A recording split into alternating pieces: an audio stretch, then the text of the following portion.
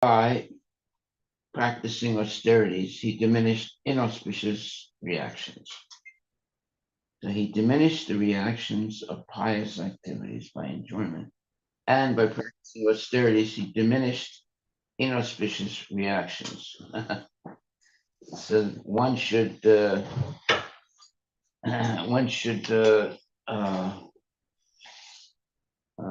eliminate the other. Okay, so purport by Srila Prabhupada. This is Canto 4, Chapter 12, text number 13. That Dhruva Maharaj ruled over the planet for 36,000 years means that he was present in the Satya Yuga, because in the Satya Yuga, people used to live for 100,000 years. In the next Yuga, Treta, people live for 10,000 years. And in the next Yuga, Dwapara, for 1,000 years. In the present age, the Kali Yuga, the maximum duration of life is 100 years. With the change of the yugas, the duration of life and memory, the quality of kindness and all other good qualities diminish. There are two kinds of activities, namely pious and impious. By executing pious activities, one can gain facilities for higher material enjoyment. But due to impious activities, one has to undergo severe distress. A devotee, however, is not interested in enjoyment or affected by distress. When he is prosperous, he knows, I am diminishing the results of my pious activities. And when he is in distress, he knows, I am diminishing the reactions of my impious activities. A devotee is not concerned with enjoyment or distress. He simply desires to execute devotional service. It is said in the Srimad Bhagavatam that devotional service should be apratihata, unchecked by the material conditions of happiness or distress. The devotee undergoes processes of austerity, such as observing Ekadasi and similar other fasting days, and refraining from illicit sex life,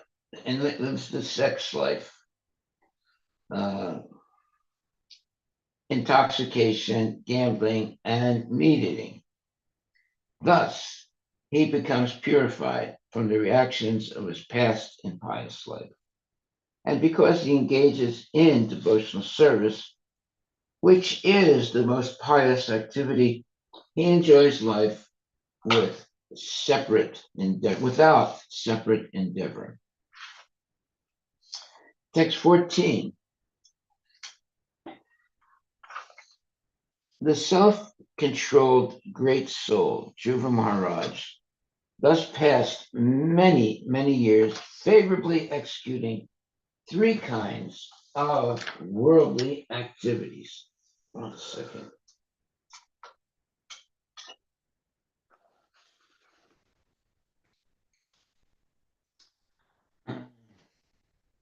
Namely, religiosity, economic development, and satisfaction of all material desires.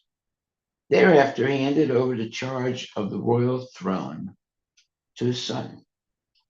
Purport by Srila Prabhupada. Perfection of materialistic life is suitably attained by the process of observing religious principles. This leads automatically to successful economic development, and thus there is no difficulty in satisfying all material desires. Since Dhruva Maharaj, as a king, had to keep up his status quo, or it would not have been possible to rule over the people in general, he did it perfectly. But as soon as he saw that his son was grown up and could take charge of the royal throne, he immediately, one second, he could take charge of the royal throne. He immediately handed over the charge and retired from all material engagements. One word used here is very significant, avichalendriya, which means that he was not disturbed by the agitation of the senses, nor was his sensory power diminished. Although in years he was a very old man, since he ruled over the world for 36,000 years, naturally one may conclude that he became very, very old. But factually, his senses were very young, and yet he was not interested in sense gratification.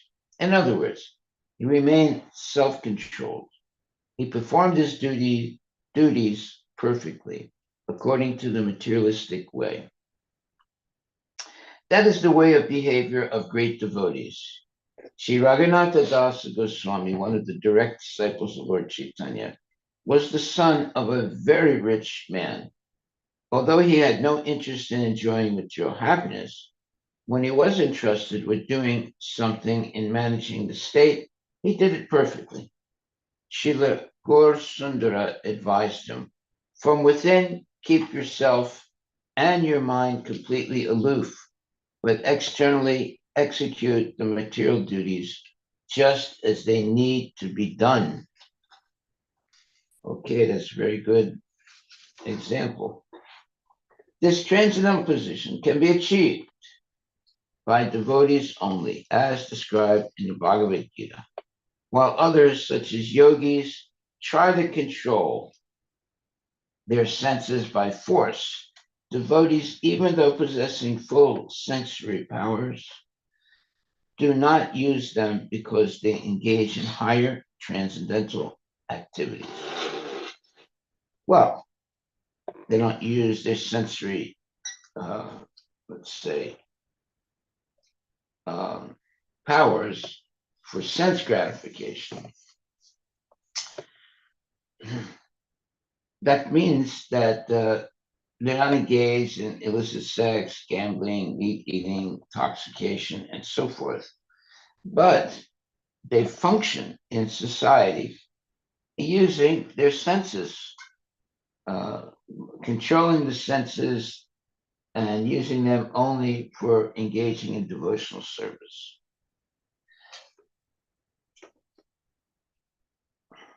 They don't stop acting like the Mayavadis. They think, well, any action will create karma, so therefore I'll just meditate.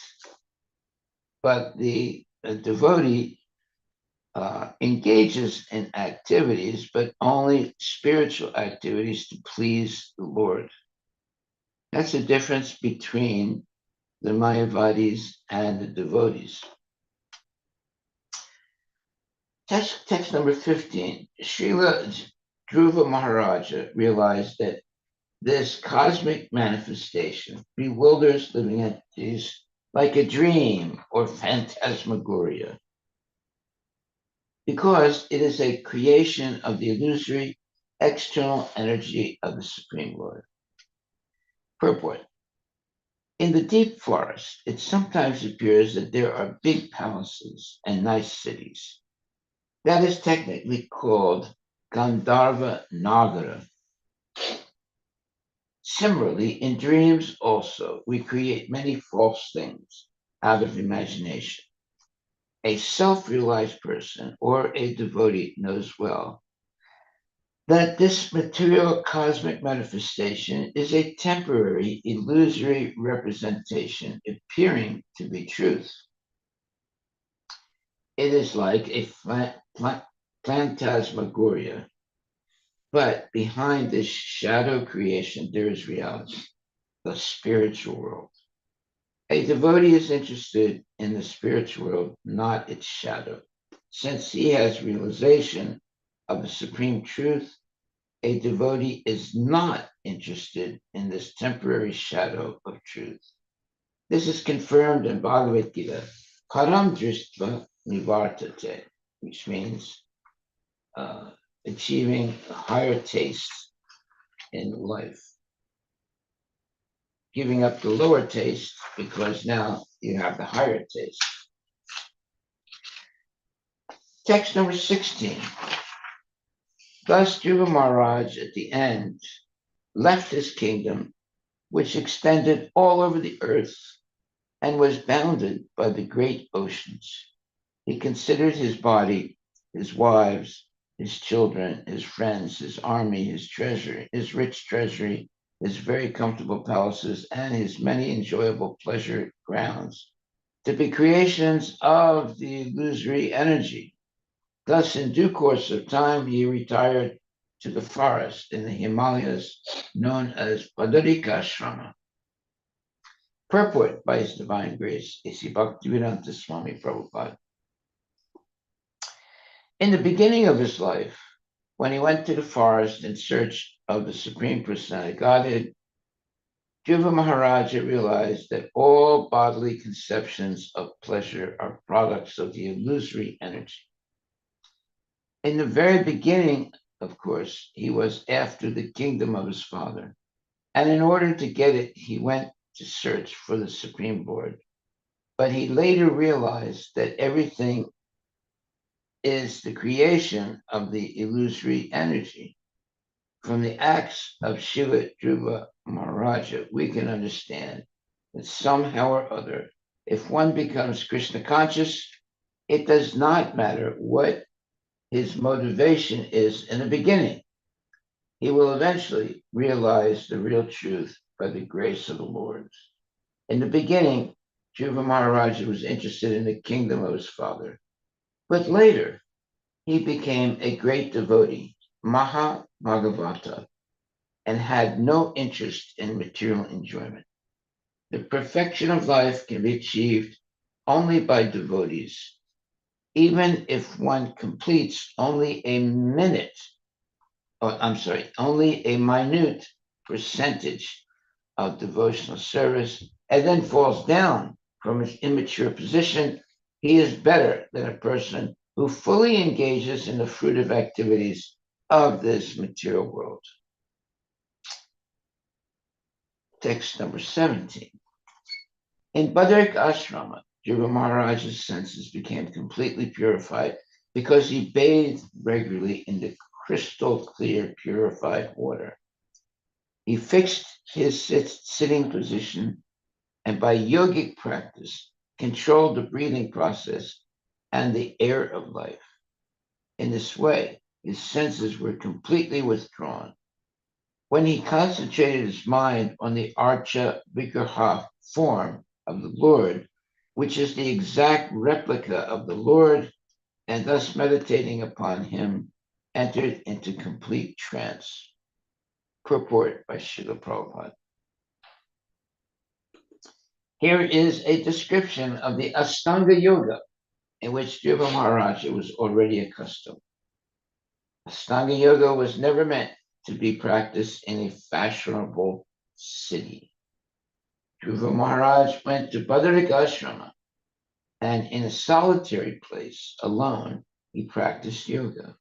He concentrated his mind on the Archa Vigraha, the worshipable deity of the Lord, which exactly represents the Supreme Lord, and thus, thinking constantly of that deity, he became absorbed in trance.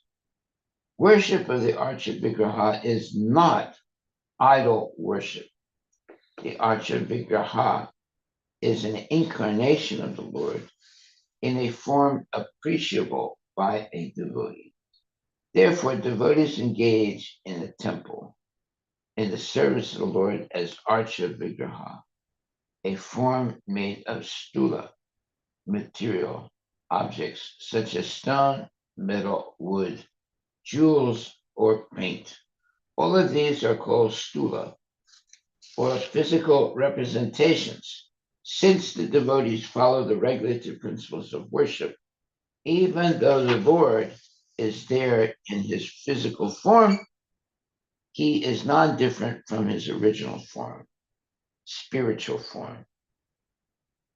Thus, the devotee gets the benefit of achieving the ultimate goal of life, that is to say, becoming always absorbed in thought of the Lord.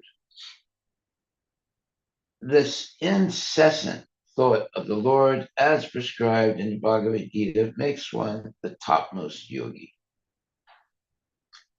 Okay, so we know that there are many people in their life, they're only thinking about making money. We also know that there are other people who are always thinking about having sex. So these two types of people prove to us that it's possible to think 24 hours a day about Krishna and devotional service. They're thinking 24 hours a day about making money or having sex. If they can think 24 hours a day about those low class behaviors, that proves that it's possible that a devotee can think 24 hours a day about Krishna. So, therefore, it says, thus the devotee gets the benefit. Thus, the devotee gets the benefit of achieving the ultimate goal of life, that is to say, becoming always absorbed in thought of the Lord. This incessant thought of the Lord as prescribed in the Bhagavad Gita makes one the topmost yogi. Okay, so we should develop this culture of thinking about the Lord 24 hours a day. And the best way to think of the Lord 24 hours a day is to be engaged in the Lord's service 24 hours a day. Now you can easily think of the Lord 24 hours a day. Text number 18. Because of his transcendental bliss, incessant tears flowed from his eyes, his heart melted, and there was shivering and standing of the hairs all over his body. Thus transformed in a trance of devotional service, Dhruva Maharaja completely forgot his bodily existence, and thus he immediately became liberated from material bondage. Let me read that again. Because of his transcendental bliss, incessant tears flowed from his eyes. Obviously, those were not tears of sorrow, but tears of ecstasy. His heart melted, and there was shivering and standing of the hairs all over his body. Thus transformed in a trance of devotional service, Dhruva Maharaja completely forgot both bodily existence, and thus he immediately became liberated from material bondage. Purport by Srila Prabhupada. Due to constant engagement in devotional service, hearing, chanting, remembering, worshiping the deity, etc., as prescribed in 9 varieties, there are different symptoms which appear in the body of a devotee. These 8 bodily transformations, which indicate that a devotee is already liberated within himself, are called Astasatvika Vikara. When a devotee completely forgets his bodily existence, he should be understood to be liberated. He is no longer engaged in the body. The example is given that when a coconut becomes completely dry, the coconut pulp within the coconut shell separates from the bondage of the shell and the outer covering. By moving the dry coconut, one can hear that the pulp within is no longer attached to the shell or to the covering. Similarly, when one is fully absorbed in devotional service, he is completely disconnected from the 2 material coverings, the subtle and gross bodies. Dhruva Maharaj actually attained this stage of life by constantly discharging devotional service. He has already been described as Mahabhagavata, for unless one becomes a Mahabhagavata or a first class pure devotee, these symptoms are not visible. Lord Chaitanya exhibited all these symptoms. Dr. Haridas also exhibited them. There are many pure devotees who manifested such bodily symptoms. They are not to be imitated, but when one is actually advanced, these symptoms are exhibited. At that time, it is to be understood that a devotee is materially free, of course, from the beginning of devotional service on the path of liberation immediately opens, just as the coconut taken from the tree immediately begins to dry. It simply takes some time for the shell and the pulp to separate from one another. As an important word in this verse is mukta linga. Mukta means liberated, and linga means the subtle body. When a man dies, he quits the gross body, but the subtle body of mind, intelligence, and ego carries him to a new body. While existing in the present body, the same subtle body carries him from one stage of life to another. For example, from childhood to boyhood, by mental development. The mental condition of a baby is different from that of a boy. The mental condition of a boy is different from that of a young man. And the mental condition of a young man is different from that of an old man. So at death, the process of changing bodies takes place due to the subtle body.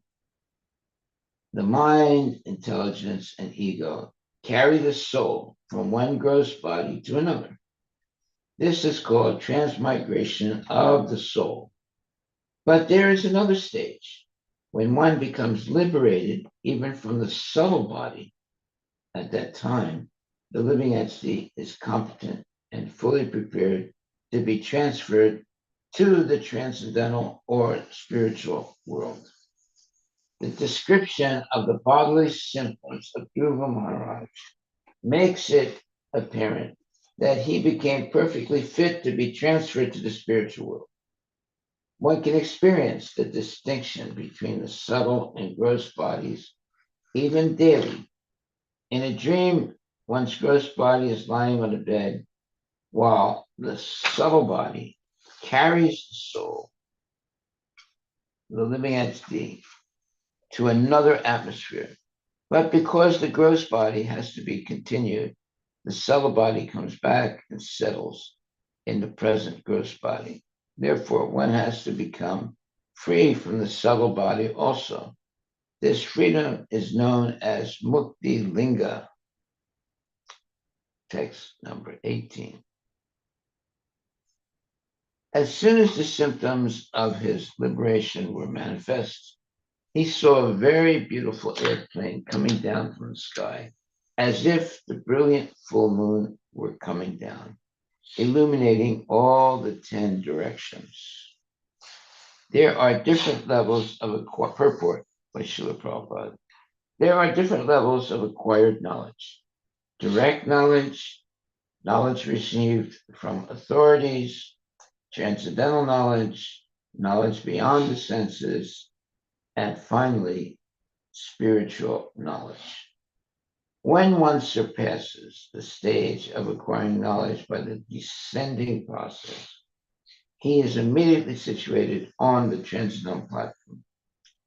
Dhruva Maharaja, being liberated from the material concept of life, was situated in transcendental knowledge and could perceive the presence of a transcendental airplane, which was brilliant as the full moonlight. This is not possible in the stages of direct or indirect perception of knowledge. Such knowledge is a special favor of the Supreme Personality of Godhead.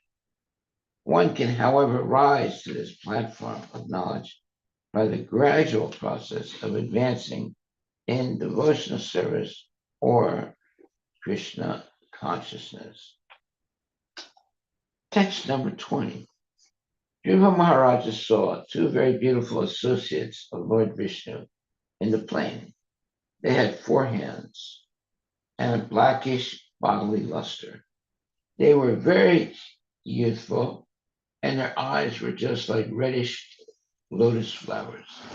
They held clubs in their hands, and they were dressed in very attractive garments with helmets and were decorated with necklaces, bracelets, and earrings. Okay, one second.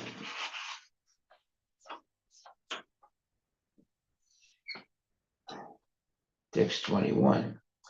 Dhruva Maharaj, seeing that these uncommon personalities were direct servants of the Supreme Personality Godhead, immediately stood up. But being puzzled in hastiness, he forgot how to receive them in the proper way. Therefore, he simply offered obeisances with folded hands and chanted and glorified the holy names of the Lord. So he just stood up and offered obeisances with his folded hands. But he also chanted and glorified the holy names of the Lord. Purport by Srila Prabhupada. Chanting of the holy names of the Lord is perfect in every way. When Dhruva Maharaj saw the Vishnu Dutas, the direct associates of Lord Vishnu, four-handed and nicely decorated, he could understand that they were, but for the time being, he could understand who they were, but for the time being, he was puzzled. But simply by chanting the holy name of the Lord, the Hare Krishna mantra, he could satisfy the uncommon guests who had all suddenly arrived before him. The chanting of the holy name of the Lord is perfect, even though one does not know how to please Lord Vishnu or his, or even though, The chanting of the holy name of the Lord is perfect, even though one does not know how to please Lord Vishnu or his associates. Simply by sincerely chanting the holy name of the Lord, everything becomes perfect. A devotee, therefore, either in danger or in happiness, constantly chants the Hare Krishna mantra. When he is in danger, he is immediately relieved, and when he is in a position to see Lord Vishnu or his associates directly by chanting this mantra, this Maha mantra can please the Lord. This is the absolute nature of the Maha mantra. Either in danger or in happiness, it can be chanted without limitation. Text number 22. Dhruva Maharaja was always absorbed in thinking of the lotus feet of Lord Krishna. His heart was full with Krishna. When the two confidential servants of the Supreme Lord, who were named Nanda and Sunanda, approached him, smiling happily, Dhruva stood with folded hands, bowing humbly. Then they addressed him as follows. Purport by Srila Prabhupada. In this verse, the word Pushkar Anaba Samato is significant. Krishna, or Lord Vishnu, is known for his lotus eyes, lotus navel, lotus feet, and lotus palms. Here he is called Pushkara Nava, which means the Supreme Personality of Godhead who has a lotus navel. And Samato means two confidential or very obedient servants. The materialistic way of life differs from the spiritual way of life in that one is disobedient, in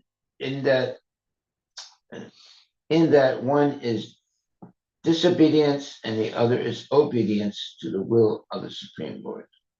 All living entities are part and parcel of the Supreme Lord, and they are supposed to be always agreeable to the order of the Supreme Person. That is perfect oneness. Yeah, it's not the oneness of the Maya bodies, it's the perfect oneness of the Vaishnavas. What's the difference? Well, the Vaishnava understands that all living entities are part and parcel of the Supreme Lord.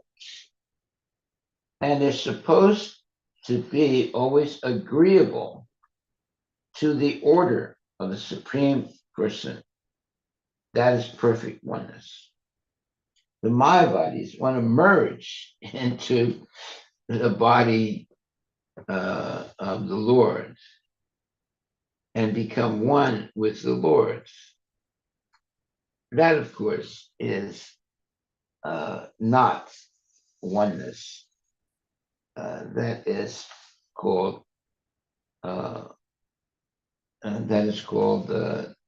annihilation of one's individuality. That's called death. Oneness with the Lord is being explained now. All living entities are part and parcel of the Supreme Lord, and they are supposed to be always agreeable to the order of the Supreme Person. That is perfect oneness. That's it. The Mayavadis say, oh, perfect oneness is merging into the body of the Lord. But that's not perfect, not oneness. That's committing suicide. So there's a big difference between the imperfect Mayavadi's understanding of oneness and the perfect oneness understanding of the devotees. Understand the devotees are perfect in serving the desires of the Lord. That's the way they become perfect in oneness. The Mayavadis want to eliminate their identity and merge into the body of the Lord. That's called death. So it's a big difference between the two onenesses. So Dhruva Maharaj was always absorbed in thinking of the lotus feet of Lord Krishna. His heart was full with Krishna. When the two confidential servants of the Supreme Lord, who were named Nanda and Sunanda, approached him smiling happily, Dhruva stood with folded hands, bowing humbly. They then addressed him as follows. Purport by Srila Prabhupada. In this verse, the words Pushkar Anaba, Samato is significant. Krishna, or Lord Vishnu, is known for his lotus eyes, lotus navel, lotus feet, and lotus palms. Here he is called Pushkara Nava, which means the Supreme Personality of Godhead who has a lotus navel. The Sumato means two confidential or very obedient servants. The materialistic way of life differs from the spiritual way of life in that one is disobedience and the other is obedience to the will of the Supreme Lord. All living entities are part and parcel of the Supreme Lord, and they are supposed to be always agreeable to the order of the Supreme Person. That is perfect oneness. That is perfect oneness. When one is always agreeable to the order of the Supreme Lord, not merging into the body of the Lord. In the Vaikuntha world, all the living entities are in oneness with the Supreme Godhead, which means they don't lose their individuality, but they always agree to follow the instructions of the Lord. That's real oneness. So that's why it says all living entities are part and parcel of the Supreme Lord. And they are supposed to be always agreeable to the order of the Supreme Person. That is perfect oneness. 1 second.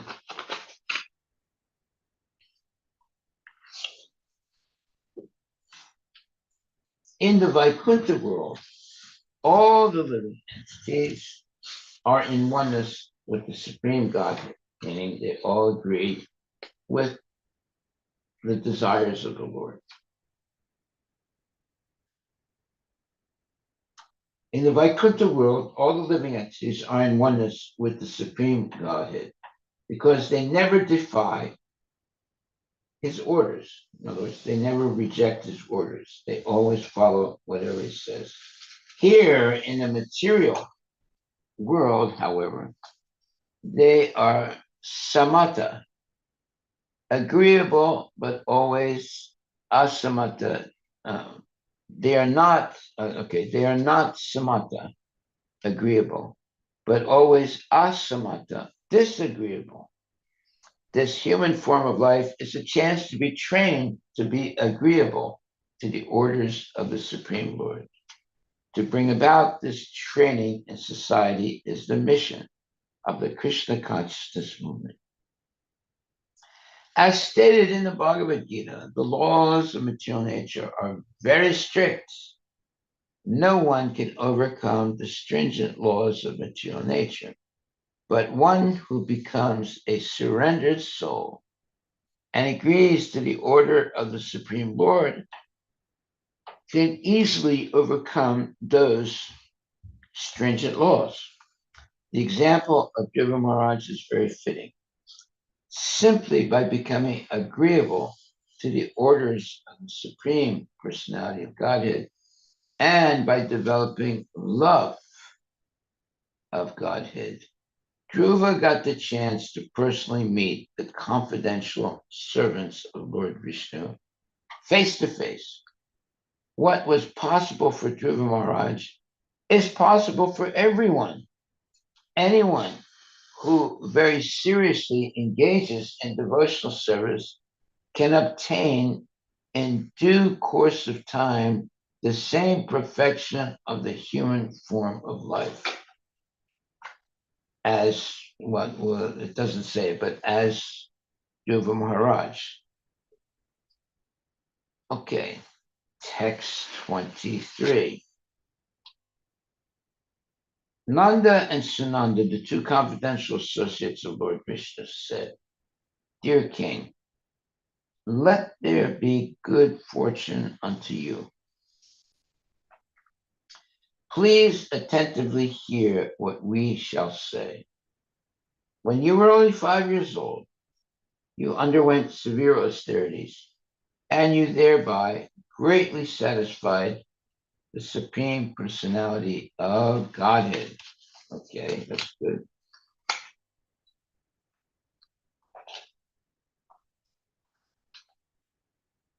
Text 23. Nanda and Sananda, the two confidential associates of Lord Vishnu, said, "Dear King, let there be all good fortune unto you. Please attentively hear what we shall say. When you were only 5 years old, you underwent severe austerities, and you thereby greatly satisfied the Supreme Personality of Godhead." Okay. Purport by Srila Prabhupada. What was possible for Dhruva Maharaj is possible for anyone. Any 5-year-old child can be trained, and within a very short time, his life will become successful by realization of Krishna consciousness. Unfortunately, this training is lacking all over the world. It is necessary for the leaders of the Krishna consciousness movement to start educational institutions in different parts of the world to train children starting at the age of 5 years. Thus, such children will not become hippies or spoiled children of society. Rather, they can all become devotees of the Lord. The face of the world will then change automatically.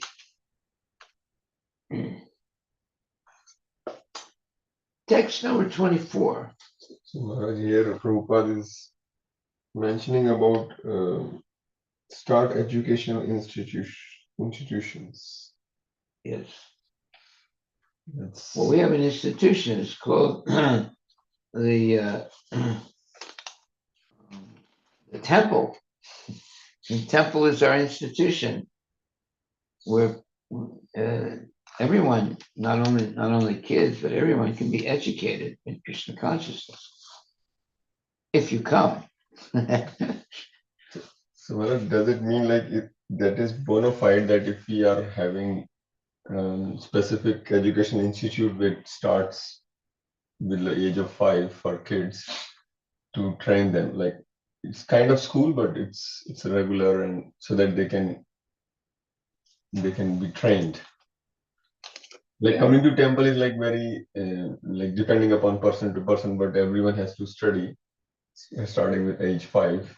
If opening education institute and like systematic way they can progress as well. So it means that is Well, we have Sunday school, right? But actually, if the parents regularly come to the temple every day, take part in the kirtan and the worship of the deity, their child becomes Krishna conscious, right? And then if the parents also help the children understand uh, Krishna consciousness by putting them in a Krishna conscious school or schooling them at home, they become Krishna conscious. Right? But it requires, the effort. So the parents say, well, I don't have time for all this. I just put my kid in the public school and it's free. I don't have to pay for anything.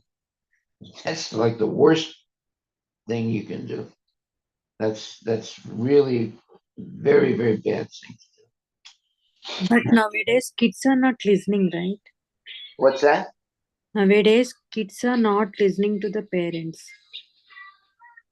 That's because the parents, right from the 1 year old or 2 years old, give them the cell phone and they're watching movies and the cell phone and they're getting contaminated. And then the parents are putting the kids, after getting them contaminated and addicted to the cell phone, they put them into mundane schools. Now, in the mundane schools, they really get contaminated. Right? So when mom is working in kitchen, how kids can engage? They get bored, right? They said, "I'm bored." I didn't understand. What did you say? So when mom is working in the kitchen, Yes. how children can entertain? Like they said, "I'm get bored." Oh, I understand what you said. Yeah. Well, why has the mother is not going to be in the kitchen all day long?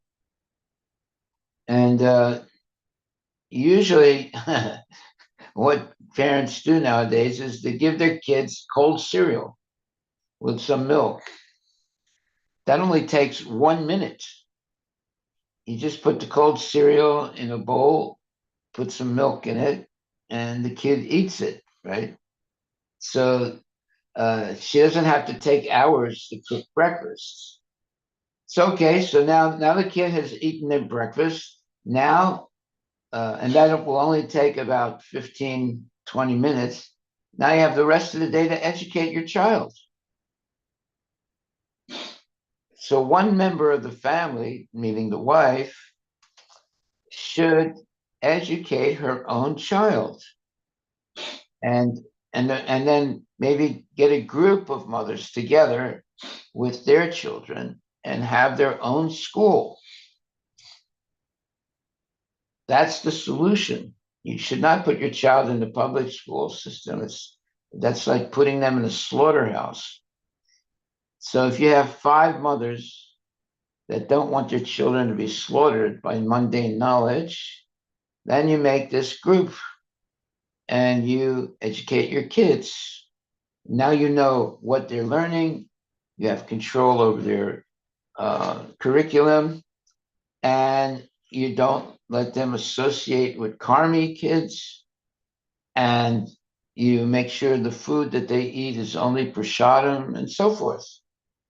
You see, you put your kid in the mundane school, they're going to get contaminated. There's no way they cannot be contaminated. So when we are helping their homeworks, they said, "You don't. I don't need your help. I am independent." They want to do by themselves. How can they want to be independent? That's because you put them in the karmi school. If you educate them at home, they won't be like that. They learn that in school to be independent.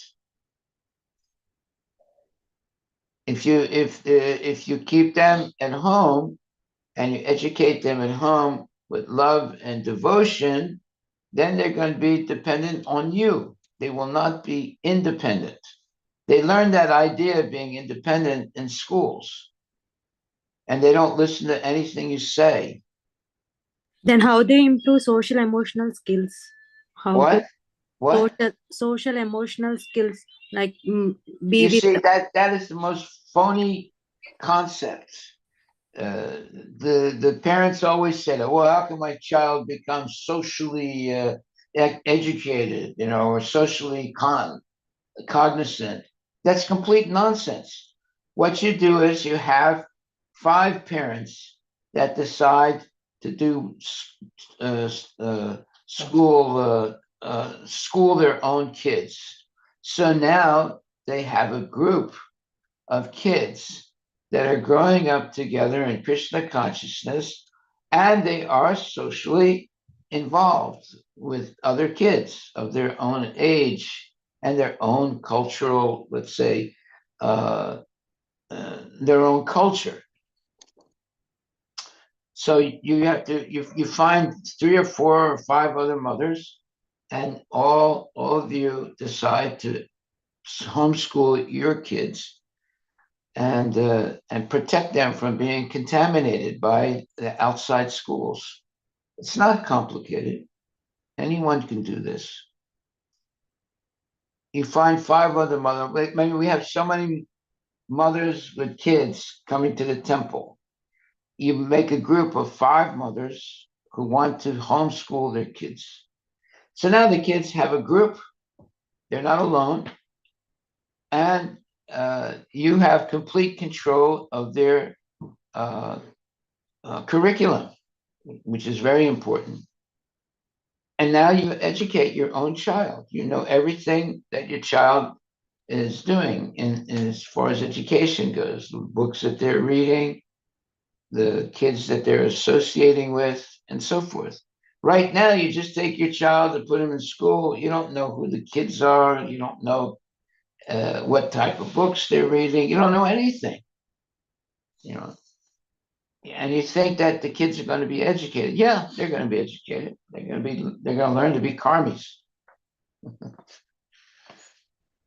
So it requires just five mothers together make uh, a very serious effort to homeschool their kids. If it's not five, maybe it's three. If it's not three, maybe it's two, you know. But you have a group. You have to have a group because otherwise the kids will say, "Oh, I'm bored," you know. No, but when they're a group of mothers that are working together and you go on your own trips, you know, to educate your kids, and you have complete control of their curriculum, and you are doing fun things with them also. They're not going to miss going to a big school.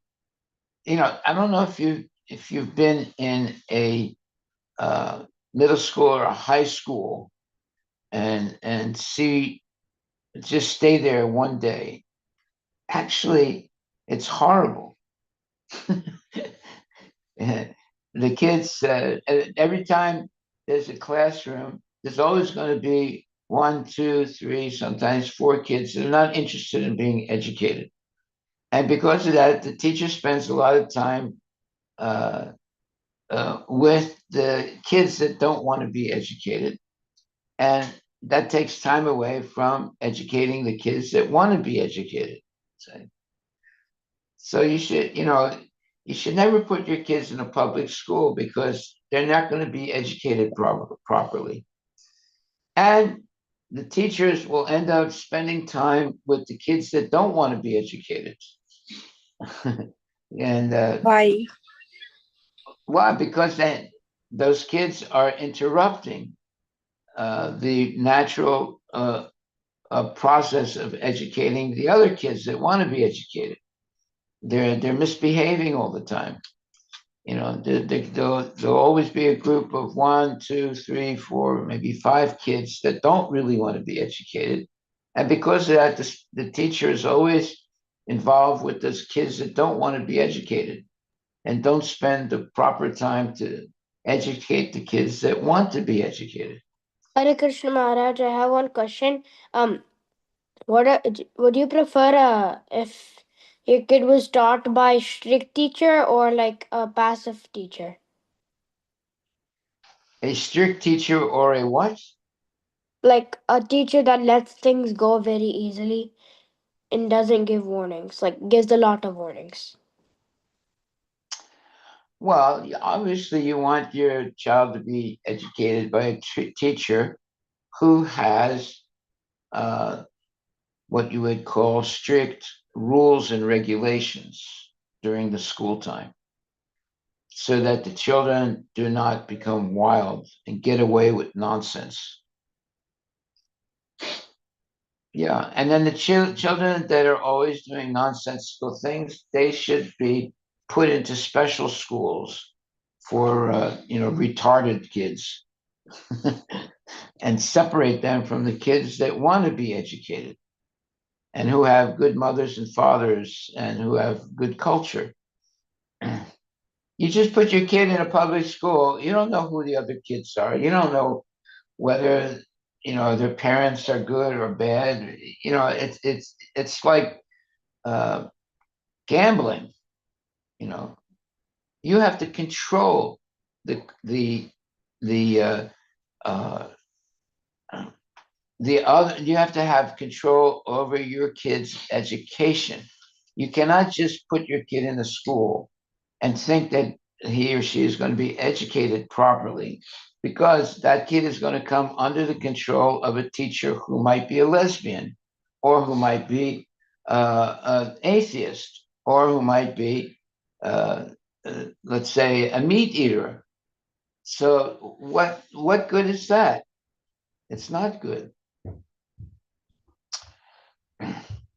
Therefore, before putting your kid in a school, you have to find out who the teachers are and what their culture is. Just because they have a diploma of, from a university, that doesn't mean anything. They could be perverts. They could be very low class people. They could be meat eaters. You see, there's so many ways that people that are not qualified to teach your kid uh, But because you don't examine the qualification of the teacher, you only look at, well, the teacher is academically qualified. That doesn't mean anything. They can be academically qualified and still be a pervert, or a very or have their own agenda of wanting to contaminate kids and make them into sense gratifiers. So the whole thing of public schools, Prabhupada said, public schools are slaughterhouses. You put your kid in a slaughterhouse by putting him in a public school, even a private school. So you have to have complete control. You should have complete control of the education of your child. And the only way you can do that is by homeschooling them. And the ideal way to homeschool is to have a group of 3 or 5 parents who work together to educate their kids in homeschooling. Now you have control of who your kid is associating with, the curriculum that's being taught, and the what they're going to eat, and so forth. You're protecting your child. You're not protecting your child by putting the child in a public school. That's dangerous to do that.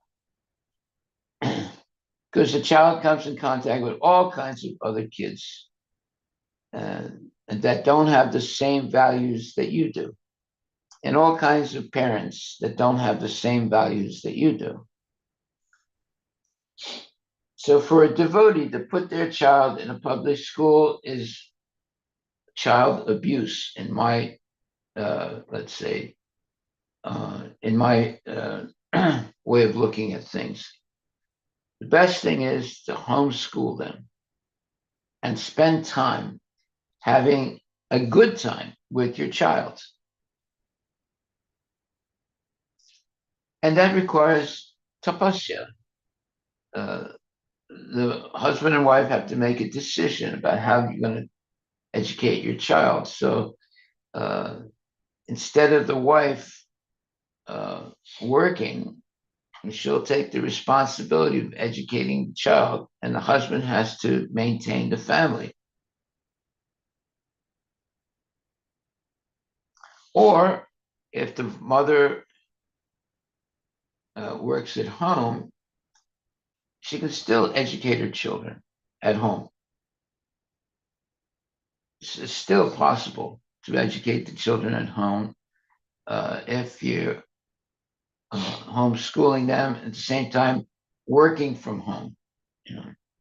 All these things are a little bit difficult. I mean, ideally, the husband makes the money and puts the food on the table, and the wife educates the children. That's ideal. So, but that is, obviously, you could make more money if you just spend your time working and to put your kid in public school. But you're taking a risk there, a big risk, that the kids are going to get contaminated, which they are. So these are decisions that you have to make in your life. Now, the other thing is, you could say, well, why doesn't the temple start a school? Well, every time we have started a school, the parents didn't, first of all, they didn't want to pay for maintaining the school. Right?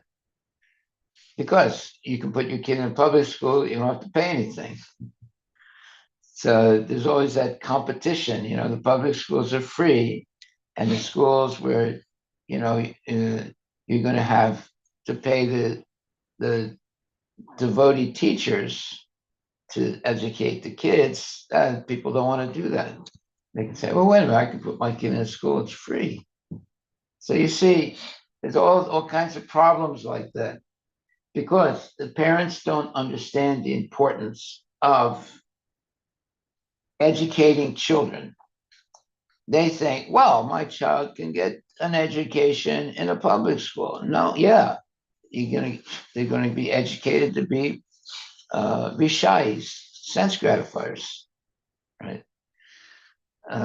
But if they're educated in homeschooling with genuine devotee parents that are teaching them, then they're not going to be exposed to materialistic children, materialistic teachers, materialistic curriculum, and so forth. So these are decisions you have to make. You can have a child that grows up in public schools and eventually, goes to college, and you lose the kid. They're not interested in the Krishna consciousness. So what good was that? Okay, maybe they're making a lot of money now, working in Microsoft, but they're not really interested in Krishna consciousness because they didn't get the proper education. Yeah, they're going to make money, by getting a job in Microsoft, but they're not really getting the proper education spiritually. And also, parents don't bring their kids sometimes to the temple. They might come to the temple, but they let the kid stay at home and watch television. There's all kinds of different issues. But if the parents, right from the earliest age of the child, bring the child regularly to the temple and sits with the child, whether it's in the temple program or whether it's in the Sunday school program, then that's the best way to educate your child. Always being on the side of your child and learning with the child what the child is learning, or at least supervising what the child is learning. So in that way, you grow with your child in Krishna consciousness. That's the best model. So even the Sunday school or even the devotee school, if the parent is present with the child, then the child becomes very well educated and disciplined.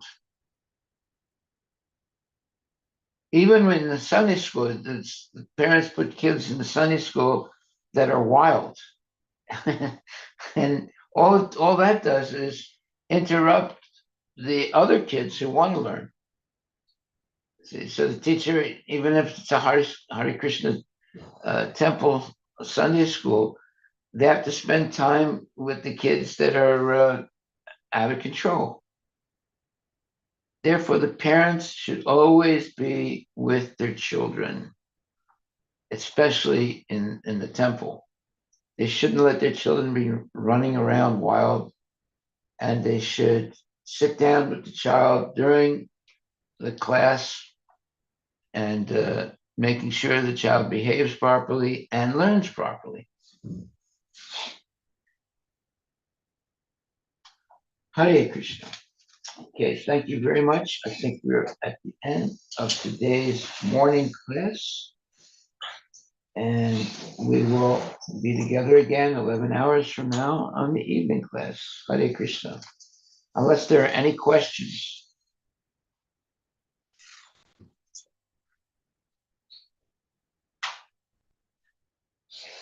Okay, thank you very much. Chant Hare Krishna and be happy. Hare Krishna, Hare Krishna, Krishna Krishna, Hare Hare. Hare Rama, Hare Rama, Rama Rama, Hare